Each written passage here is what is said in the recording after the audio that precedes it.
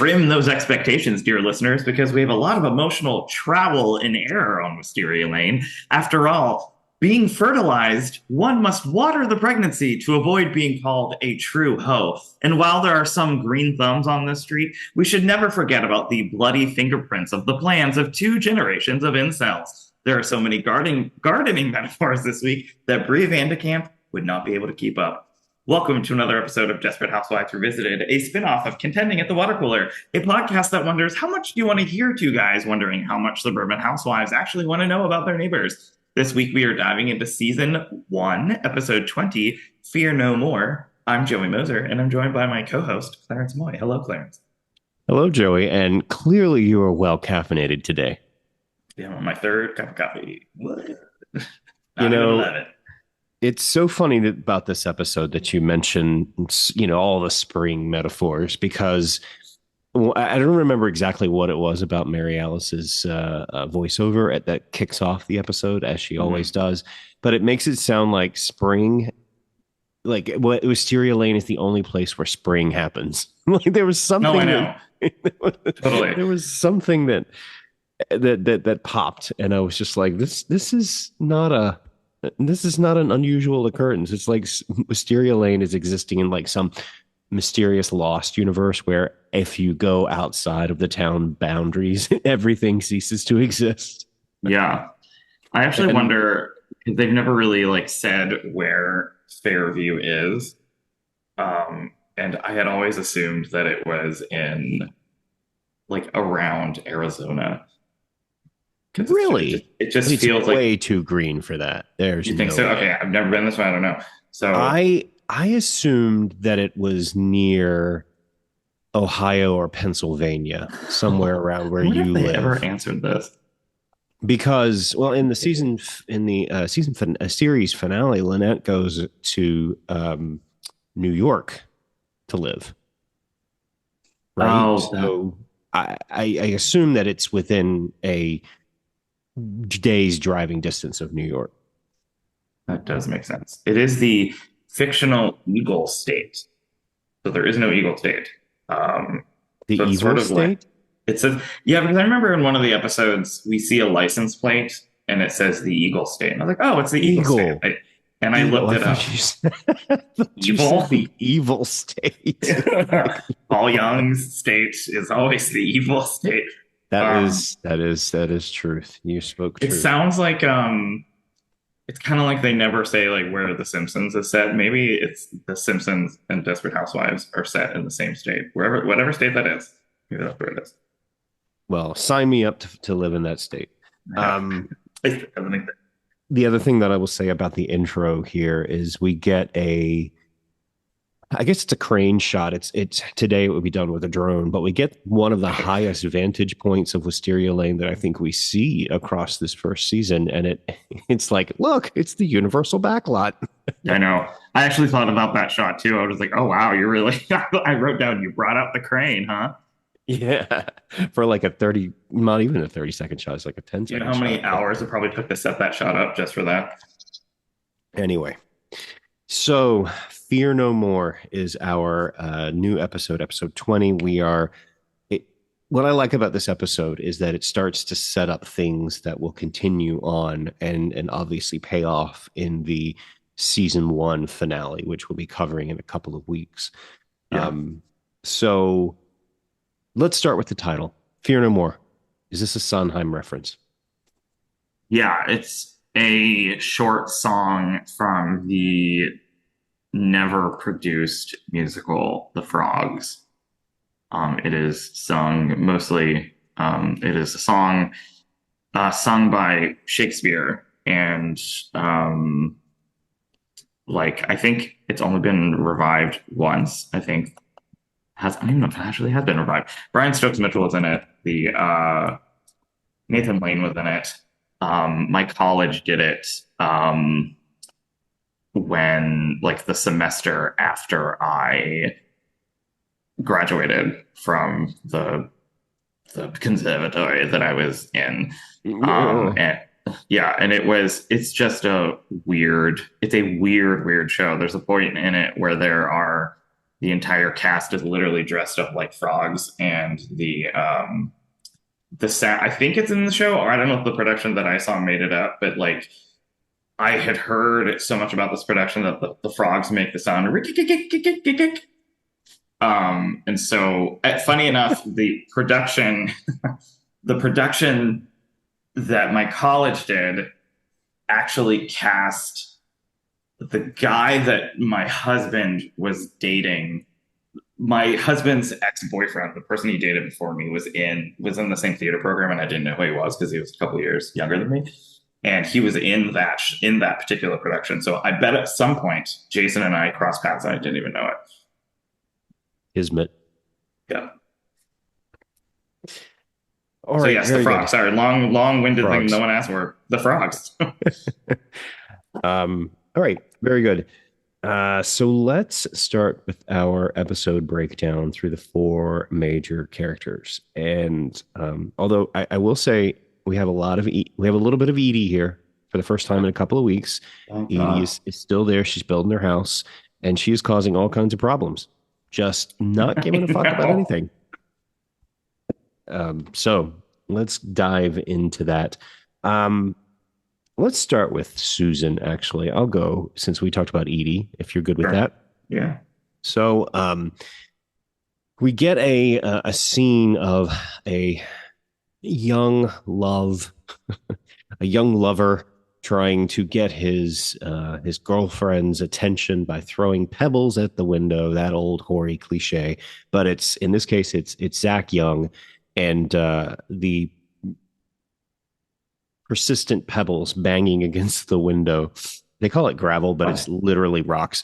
Has woken Susan. She storms into Julie's room, and Julie is laying in bed with her pillow over her head, hoping that Zach will go away. Of course, he does not. And Susan goes to open the window at the same time that Zach grabs a fistful of rocks and throws them all at her window. Now, let's pause here for a second. Of course, for a traditional Susan Meyer comedy bit, she opens the window at the same time the rocks fly into her face, temporarily blinding her. But let's just stop and pause and say all of those rocks thrown at that window would have shattered that glass, yes? I thought several things for that. I was like, if it would have shattered the glass, I expected her to lose an eye. I actually even expected her to either get maybe even a tooth knocked out or one flown into her mouth and she started choking, and that was going to be a very pleasant passing of the driveway experience. But this is not the end of Susan Meyer, and she is no longer, she will not be blind. They go downstairs. Imagine if Mark Cherry was like, all right, it's going to be blinded for the rest of the 8 seasons. Think how crazy the physical comedy will be. They would have carried that on for about 2 episodes, and then she would have had a miraculous surgery. So they go downstairs, and they let Zach in, and Julie is putting eye drops in her eye, trying to get the gravel out of her cornea of her eye. And essentially, Zach insists that they are boyfriend and girlfriend. Julie's like, let's cool that off, because remember a couple episodes ago when you were at the pool party and you decided that it would be really cool to be a school shooter? Not into that, apparently, says Julie. So that kicks off a kind of a theme through this episode where Zach is obsessed with Julie in a very unhealthy way. We then cut to Paul Young approaching Edie. And as I watch this scene, I remember the cast aside subplot that we've read about where there was supposed to be a love affair between Paul Young and Edie, but they did not continue with that love affair. But he approaches her and says, hey, remember when I found you in my house and you said you were returning the key? What were you really doing there? And Edie says, no, I was really just returning the key. It was fine. And I'm really attracted to you. And he said, yeah, what's the real story? And then she cracks within like 15 seconds. Remember, she's super pissed at Susan at this point, right? They are no longer with their little friendship, right? Hmm. Um, so she says, yeah, it was Susan Meyer's idea. And yeah, she is obsessed with your dead wife and thinks there's a dead baby involved. And yeah, so I don't know. It's stupid. So yeah, that is her fault. And Paul's like, thank you. And like backs away in the most creepy way. So, Yeah. of course, standing in the background is plumber Mike, who has gotten a job working on her new house. Yeah. And he said, hey, what was that about? And she said, Paul Young's being creepy. So, of course, All in a day. my, you know, it's a day on Wisteria Lane. So Mike has, if we remember from the last episode, he has discovered that his former girlfriend, um, Deirdre, right? Deirdre, that's her Yeah. name. Hmm. She is dead. Her body was in the um, blanket chest Gotcha. that was Yeah. thrown away. So he has Paul Young's name on that list. So his red alert is going off essentially. So he bumps into Susan at a coffee shop where she tries to get away from him, but she can't ignore him essentially. And he says, "You need to stay away from Paul Young." She's like, "Well, okay." And he's like, "No, really, you need to stay away from Paul Young." So she feels threatened at this point. Yeah. Flash forward to, of course, Susan is, I think she's putting her garbage in the garbage can, I Yeah. think. And it's at night. I don't know why anybody can't do anything at the day and then Paul Young appears behind the trash can lid Oh in a God. similar way that he appeared behind Mrs. Huber's garage, Yeah. her back, her hatch when she was picking up groceries right before he killed her. And he has a conversation. They went into somebody's house. I wasn't exactly sure whose house it was. I think maybe it was his. Um, if it was, bad choice on Susan's part, but if it was hers, bad choice on her part. I know, And right? anyway, just having coffee at 10 o'clock at night, presumably with him, is a bad idea. And he confronts her, and she's, like, I'm just really confused about this Angela thing. I don't, what's going on. And he says, well, Angela was her aunt's name, and she was named for her aunt, and she fell out with her aunt. So then she changed her name to Mary Alice. And that's why she has two names. Weakest alibi ever. Yeah, it was really terrible because it's so easily rebutted because and she hasn't like one thing that's kind of frustrating about this season. I don't know that I felt this way at the beginning, but you know, the answers are there if all of the characters kind of come together and talk about what they know, Yeah. particularly Felicia Tillman, right? And we do get a flashback with a return of Mrs. Huber. I forgot that she is back Yeah, in me this too. season.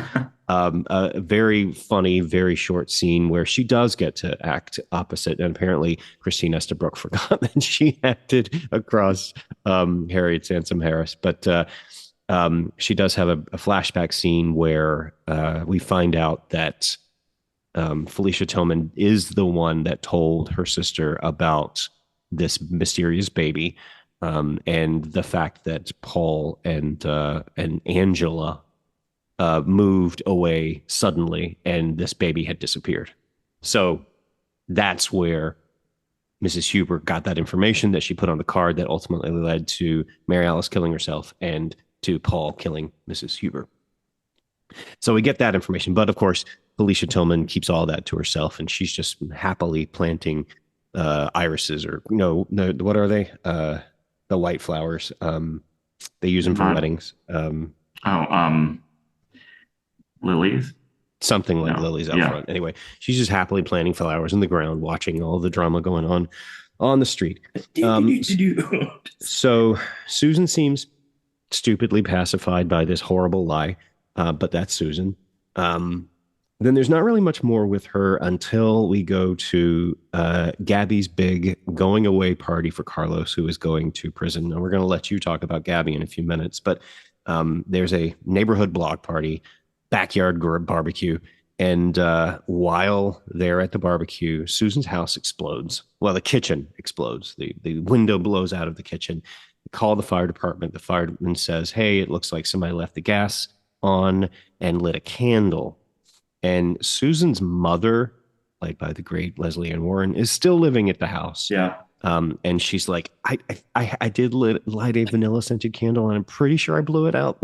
They're like, pretty sure. And then she comically goes through the motions of blowing out the candle through memory.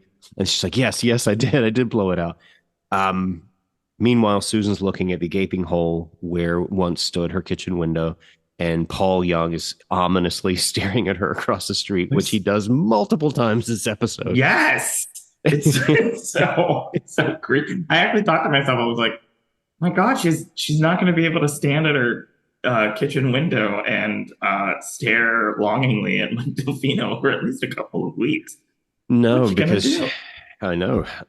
So he ominously, looks at her and goes back into his house. And so she thinks that he has blown up her house but which he just wants to move away. That's the sole thing. He just wants to get the fuck off of Wisteria Lane because and Zach is like, no, we can't. Julie loves me. Well, Julie doesn't love him. And Paul even has this heartbreaking exchange where he's basically like, Julie's a hot girl and she likes attractive men, and you're not special at all. I actually wrote down the exchange where he says, Julie loves me. And then a couple seconds later, he says to his dad, she kissed me. And Paul Young savagely says, lately. I was like, Jesus Christ. Way to get like sort of red to filth by your creepy ass father. It's just that is a destroyed, deranged relationship.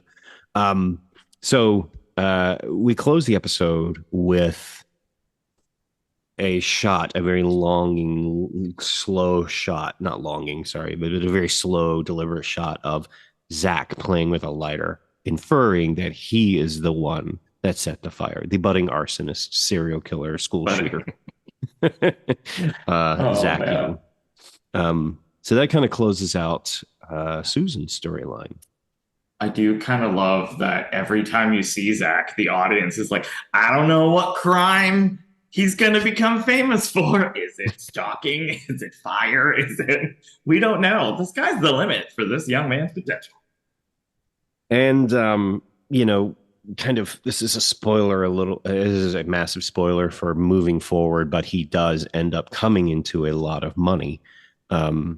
And he does pop up throughout the series, not in any consistent way, but he pops up throughout the series as a miserable sort of almost like a Mark Zuckerberg type. Not that he's invented some massive technology, but just being a really lonely, nerdy, rich guy.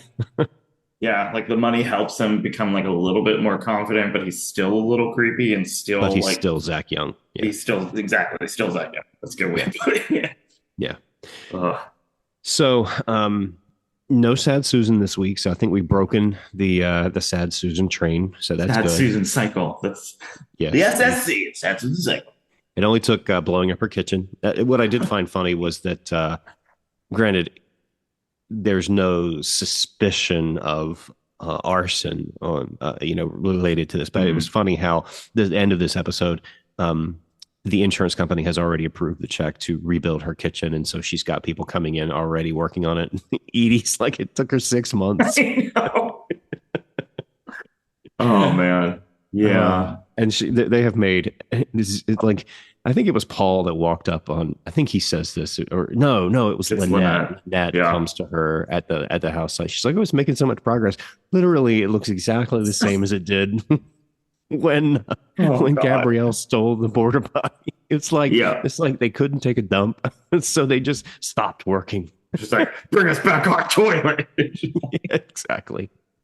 Oh god. All right. So why don't you, since I mentioned Lynette, why don't you jump into what's going on in the Scotlow household?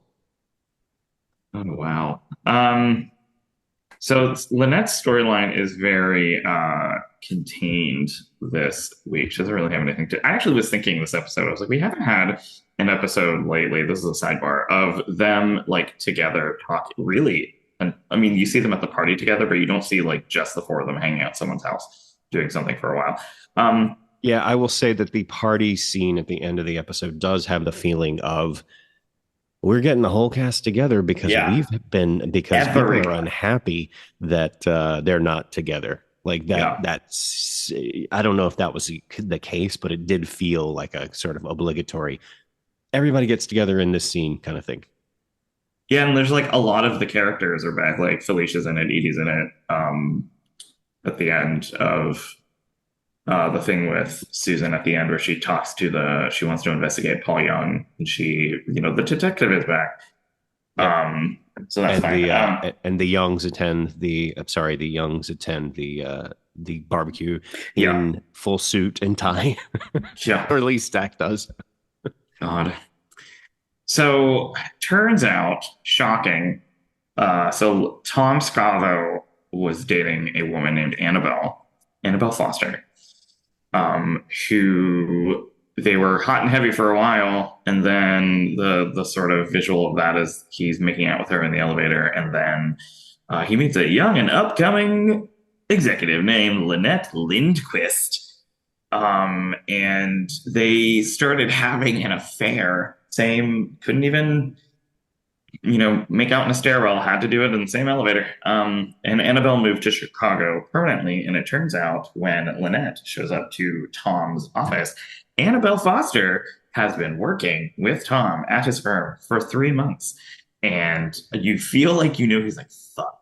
Like there's really, he explains later that it was sort of a damned if you do, damned if you don't kind of thing. Like if I told you, you'd be mad. If I didn't tell you, you'd be mad. So he decided not to tell her, which I think is probably the dumber option. So he comes home one day and Lynette starts asking about how long she's been there. He's like, what are we going to do about this? Tom says that he kept putting it off since he knew how she would react. And he's not the person who was responsible for hiring her anyway. He just vouched for her. And Lynette is very kind of upfront. She asks him if he still has feelings for her. And he says she does. She threatens him. She was like, if you don't get rid of her, he refuses to fire her. There's no grounds for him to fire her. Maybe she can work at a different office. I think she says Belize jokingly, but probably not kidding. And she was like, if you don't get rid of her somehow, I am gonna basically make your life a living hell, but in a happy way. I'm going to show up, and then I'm going to show up with lunches. I will change your baby's diaper on your desk, which I thought was really funny.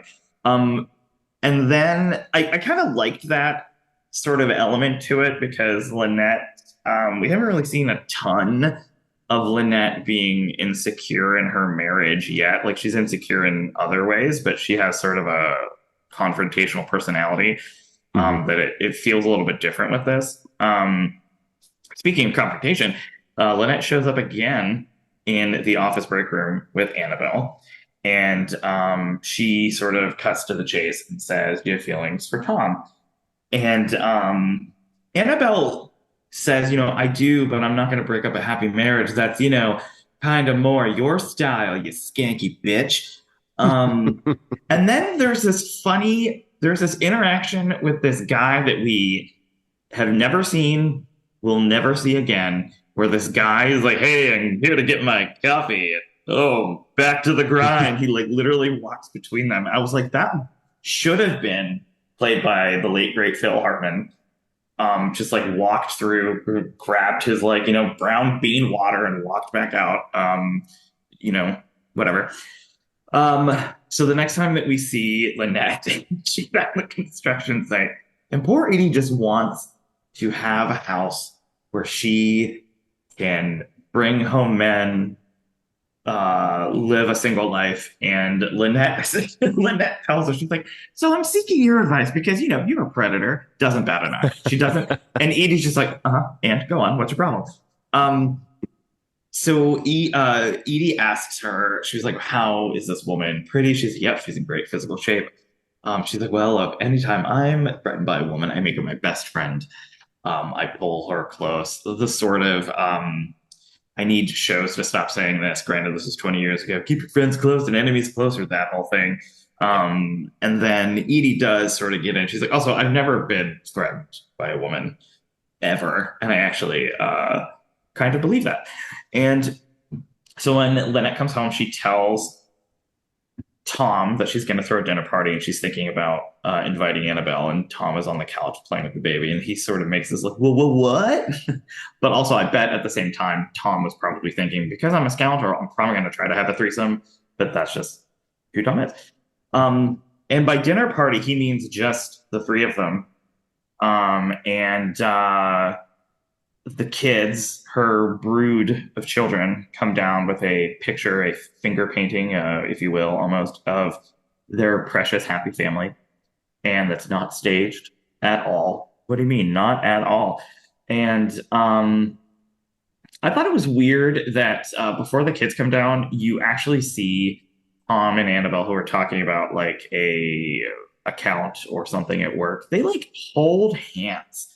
I would have flipped the table if that was my husband's ex-boyfriend, and I was trying to get ahead of it and I saw them hold hands. I would that they would have to, whatever. I was just like, all right, being really ballsy. Well, Annabelle's being very performative there. She Oh, knows sure. the whole deal here, and she's just dragging Lynette essentially. But Tom doesn't. But Tom is stupid. Thomas is the Yeah, Tom dumbest sucks. person on this show. Tom sucks. Although Um, I will say, and you're getting into this, I will say this is probably one of the most compelling scenes of the first season. The one that is coming up, the argument that is coming up. between Tom and Lynette. Yeah. Yeah. So Annabelle's taking a phone call. I like that she didn't leave for some reason. The stupid, you know, actor dorky brain that I have sometimes. I like that she was actually like in the house still. Mm-hmm. And Tom calls Lynette insecure to her face. And Lynette says, which I think is really ballsy to say back to your spouse, like, "Hi, yeah, you were cheating. That was a quote pattern of behavior." And I was like, that is a horrible thing um, to say to your spouse, whether it's true or not. Just don't say that. And then he sort of stands his ground and he talks about how like you're never going to trust me, like no matter what I do, no matter what I say, you're not going to do that. And he says that you're not going to be happy until you drive me out of the house, drive me out of this marriage to prove yourself right. And I was like, oh my God, it could get worse. You could say that to your spouse. So in the sort of in the tension of that moment, Annabelle's like, "Oh, we gotta fix the presentation. Gotta pull an all-nighter." Um, so really, that's kind of the big ending of that Yeah. storyline. I like that we don't have like a tidy ending to that. We do see in the sort of epilogue a very Lynette is sitting on the porch and Tom does give her a kiss on the head goodbye as he leaves to go to work. But yeah, so that is a really good scene. I like that a lot. It's a great scene. And to continue this tortured spring analogy, it plants the seed of where the Scava marriage ultimately ends up going in later seasons. Mm-hmm. We're not going to cover later seasons, but so it's a bit of a spoiler, but it is a 20-year-old show, so get over it. They ultimately end up separating. I don't think they ever get officially divorced, but they separate, and he, of course, starts dating other women. And then by the end, they reconcile and move to New York to be. I think she gets a high-powered job as in some ad agency or something like that. I actually do think they actually do divorce, but I think they get they back do together. I think so. Yeah, so it's again, I watch, they did have a great scene, but again, I watch Lynette and I'm thinking, how we've had this conversation before in a couple of episodes, but how is it that Felicity Huffman was the one to win the Emmy? Uh, yeah, that's I'm still desperate to I just drafted an email. I'm gonna try to reach out to her. I really want to talk to her just because I love Felicity Huffman. She's such a good actress. Um, we could Yeah. we should hard hitting issues. How did you win that Emmy? Don't think she would Um, appreciate that. no. All right. Anything else with Lynette before we move off to Bree?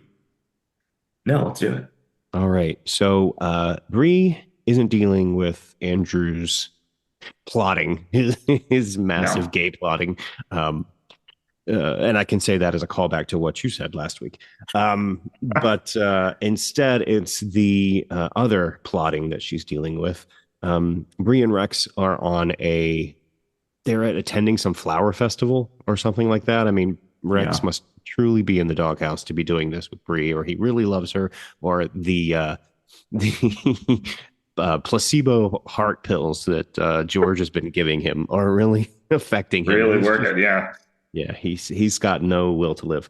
So they're at a flower show and they unexpectedly run into pharmacist George. Yes, pharmacist George is back, played by the great Roger Bart, and he asks Dr. Van de Kamp how he's doing, and Rex says, "I'm terrible, and my doctor's an idiot." Oh, too bad. Uh, and apparently they have refilled that prescription multiple times, so George is truly trying to kill Rex. Um, so they essentially have a conversation about a bonsai exhibit on Friday night that George wants to invite Bree to, and Bree says, "Oh, of course we'd love to go," but George really just wants Bree to go. There's an argument, and she says, "I'll just go. That's fine." So Bree and Rex have additional conversation about that, and Rex is like, "He's still in love with you," and she's like, "You're stupid, whatever." And he's like, "No, I saw the way his hand shook." And yes, in the earlier scene at the flower show, she puts her hand on his shoulder and he like he has a quick what I imagined was a tiny little orgasm. Like He's he just like, trembles and he grabs the spot, just as a psycho stalker obsessive would. yeah. So she is doesn't know what to do. So she goes to the pharmacy and says, "You know what? I can't see you. I can't go to the bonsai exhibit because Rex thinks that you still have feelings for me." And he's like, "That's ridiculous." Now, he has just been yelling at a stock person who has had an interaction with Gabby. The girl's name is Ginger. And Gabby has brought a pregnancy test to her and says, "Is this a good one?" And Ginger's like, "I don't know." And uh, Gabby goes off to the bathroom to take the test. I don't know that she actually paid for it, So but she's just peeing on stuff without paying for it. yeah, exactly. But and of course the bathroom is for employees only. But George says, "Of course, Miss Solis, you can go into that bathroom. It's right back there." And then he screams at Ginger for being rude to customers and not smiling enough.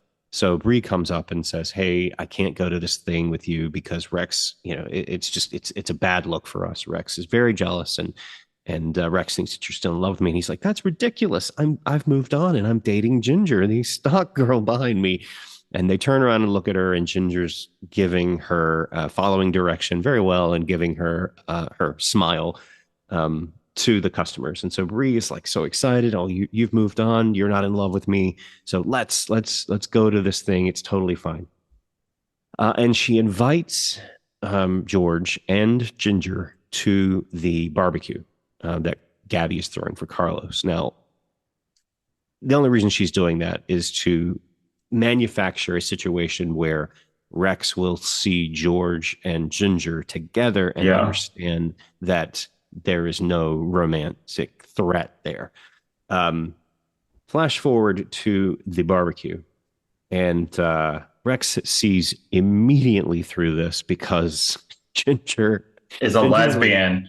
she's well, she's shoving food in her face in a very inarticulate way, and she's like, Rex is like, "There's no way this guy is dating her."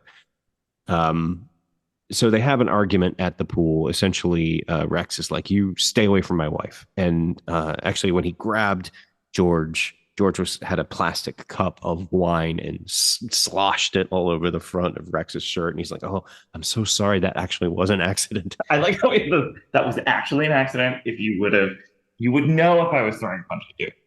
Yeah. So Bree comes up and they end up having a little bit of an argument. And Rex is like, "You know what? Fuck it." And he pushes George into the pool. George is standing very close to Bree, though, and he grabs her, and she also falls into the pool. And that is essentially the end of their storyline at the pool. So the final scene is dealing with them is Bree goes to the pharmacy to apologize for what Rex has done at the pool. And essentially they agree to have a secret clandestine friendship where Rex doesn't, what Rex doesn't know won't hurt him. Well, actually, what Rex doesn't know indeed will hurt him. Spoiler alert. But and the last scene, and this is what I'm going to call out to you. The last scene we see is George and Bree meeting under an arbor. A very beautiful scene where they're going off to go look at flowers, presumably as friends, right? She very naively believes that they're just friends. Did you notice the trench coat that she was wearing? I'm going to send you a picture right now of the note that I have written on my paper. Ignore the section where it says Ginger is a lesbian, yes. But I literally wrote green floral trench coat because I almost put it in my stupid introduction. But I was just like, way to be conspicuous, Bree. Wink. Yes. Wear this like Golden Girls wallpaper outerwear. God. And listeners, yes, I can confirm. He has even put a box around it and underlined it several times. Green floral trench coat. It's hilarious. It's a really funny little note about her character that she's trying to stay incognito by wearing a trench coat, but she's Bree Vandekamp, so it's going to be of a certain style. It's going to be an elevated trench coat, and she's not wearing a hat or glasses. Well, I was literally about to say, at least there's no fucking bucket hat. Yeah. Yep. No, that's just for gardening. Yeah. So yeah, this is continuing. And actually, the next episode, I think, is Sunday in the Park with George. Is that accurate? I believe. Yes. Yes. Which continues, obviously, a reference to a Sondheim song, which we'll talk about next week. But it continues their courtship, their friendship. I don't know. Yeah. So that's everything with Bree. So let's close this out with Gabby and my favorite line of the episode. Oh yeah. Okay. So Gabby is it looks like a Maserati dealership. Mm-hmm. Yep. Cars, butch. And she's I will say like the car that she's basically, petting when she's sitting in is this really beautiful color blue car.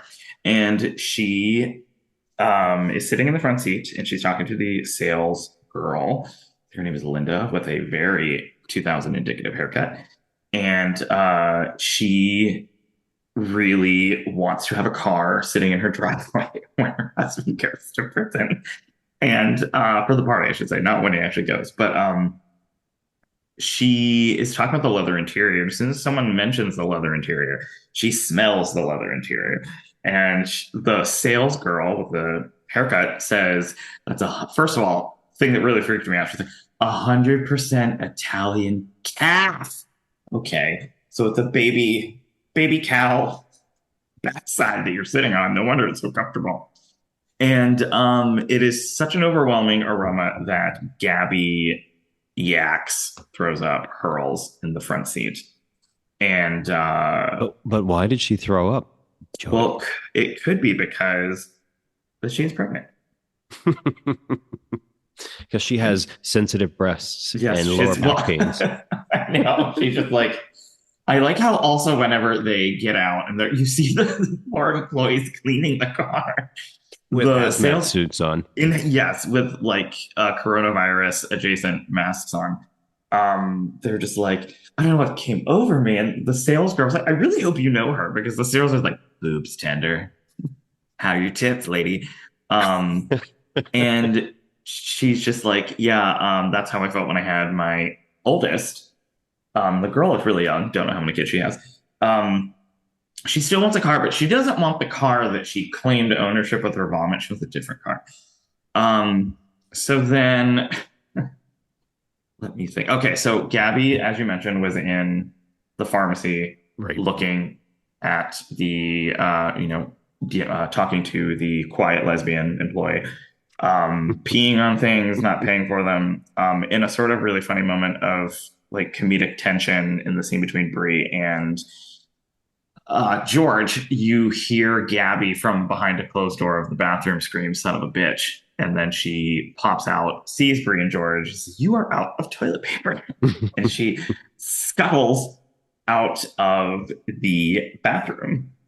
And then I had always wondered how like real this was, but not real, but like how they sort of plan to stage this.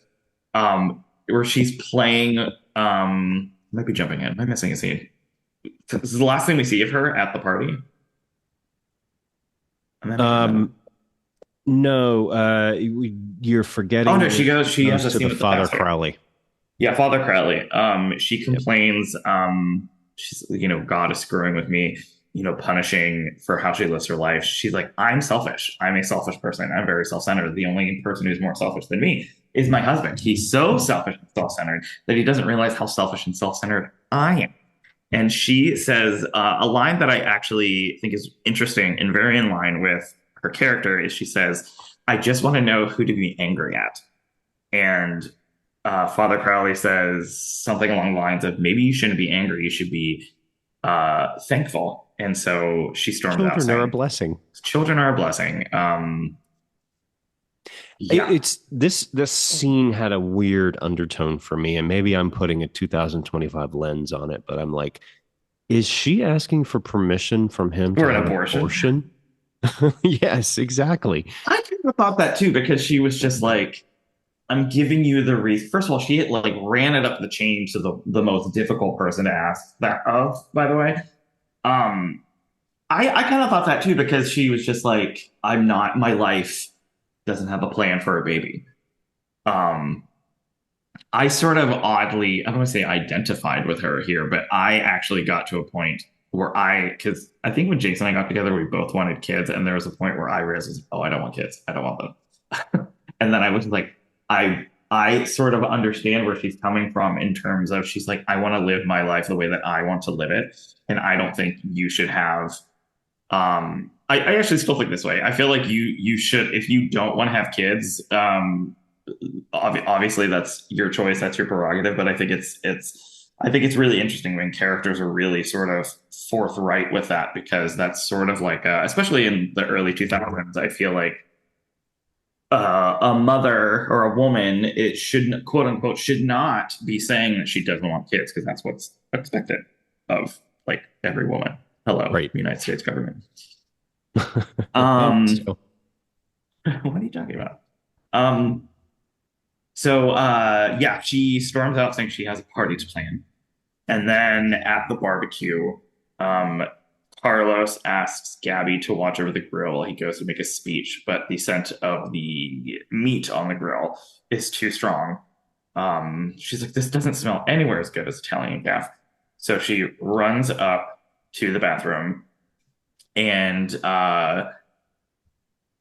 she is at the sink and she has the birth control pill packet in her hand and she's sort of like flicking it in her impatience.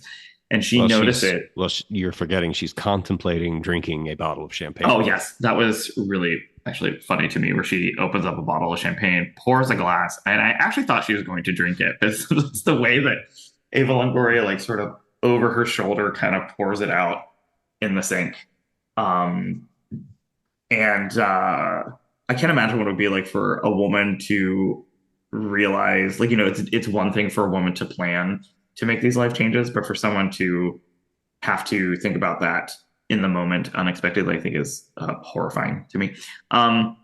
And she plays with the packet of pills, and she notices that the back of it comes off very easily. And she is a smart cookie, and she realizes that Carlos, with his mama, with his saying that he wants a kid, she puts two and two together and realizes that yes, her husband did fuck with her birth control pills, and she storms out in the middle of the party, and she screams at him that she is pregnant and slaps him. And slaps him, yes. And then he has the most weird reaction. I think it's creepy. Where he's like, yep, my tampering paid off. I'm feeling really good about myself, and I'm drinking this margarita. And I'm going to be, like, they say he's going to be gone. She says in the beginning, he's going to be gone for 8 months, 6 with good behavior. And he's like, and guess what? I don't have to deal with my wife bitching about being pregnant. Best plan ever. Like, that's, I forgot that happened in this episode. It's like, oh, God. Gross, gross, gross. So the last time we really see Gabby is Gabrielle. Well, she has a moment with Susan where she talks about the pregnancy, and Gabby is very mad. And Susan basically says that Gabby makes things worse. And Gabby says that she doesn't know who the father is. And Susan is one of the only people still who knows about her and John. She's like, oh, so you and John were still, and she's like, yeah, we were. You don't know my life. And then that is when the house explodes in the front yard. And no time for the pregnancy because another house is destroyed. And then the last time we see Gabby is sort of in the epilogue, sitting on the porch, I think reading a magazine, sort of a borderline comically grabs her stomach. But that's a lot of setup with this. And I have to say about the episode as a whole, if you search the promo for this episode, yes, that promo gives away everything. I saw that. It shows the explosion. It shows her yelling that she's pregnant. It shows everything, and it does it with only 4 episodes left. I was like, all right.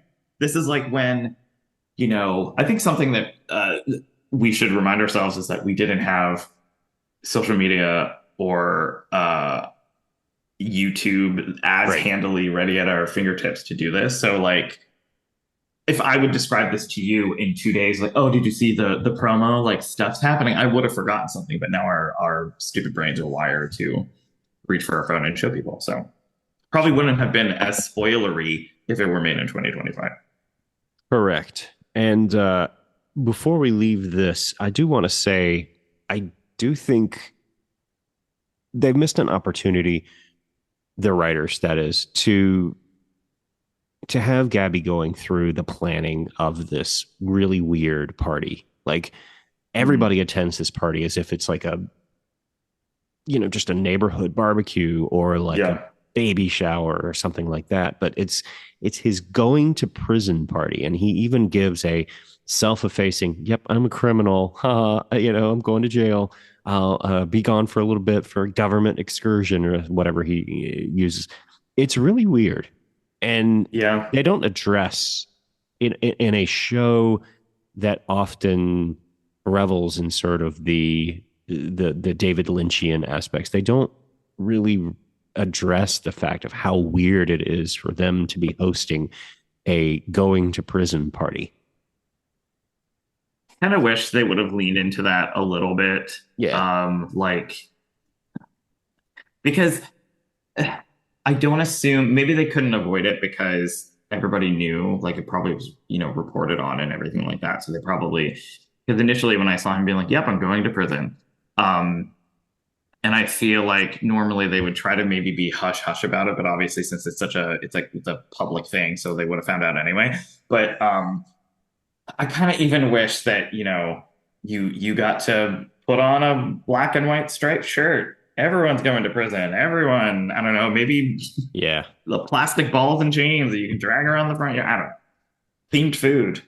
I don't I know. would have had so much themed food for going to prison party. You have to assume that she normally that would have been the way that they would have done it, but maybe because she was pregnant, because she doesn't have the energy, Maybe. she's feeling sick. Maybe she just didn't have the heart. Maybe she's still embarrassed. A 30-second scene between them talking about the logistics of this party would have Yeah. been, I think, a smart move. Been funny. Yeah.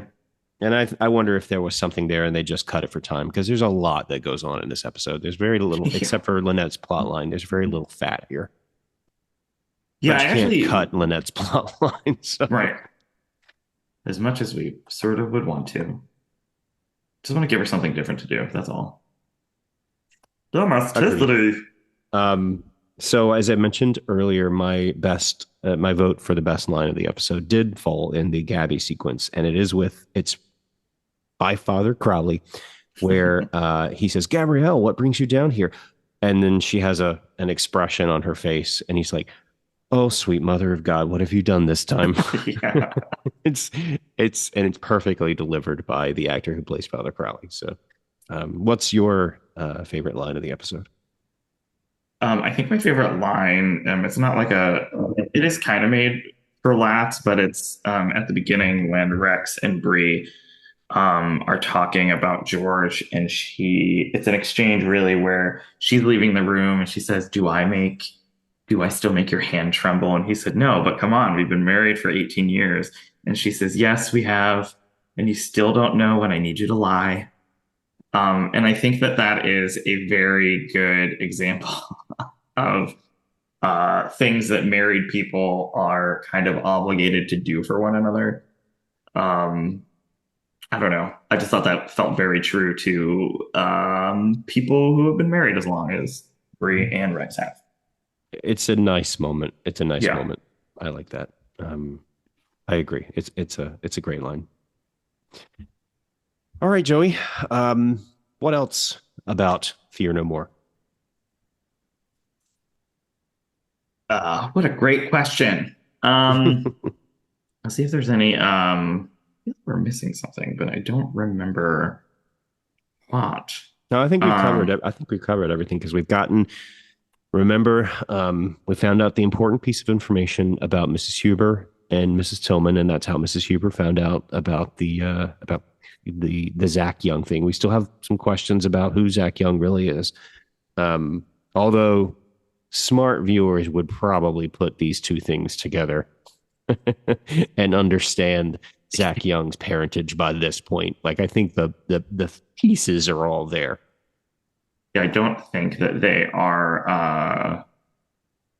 This is sort of an episode where they're like, "Yep, we're just laying it all out for you."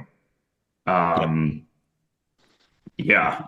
So this you can sort of feel them being like, "All right, we're starting to wrap this stuff up for season Yep. So one." we've pushed that storyline along. So all the pieces are there. The people are starting to move into place for the actions that happen in the end of the season. You have Rex. Those seeds were planted a couple of episodes ago, Mhm. but they're taking root now. See, I can carry on a tortured spring analogy.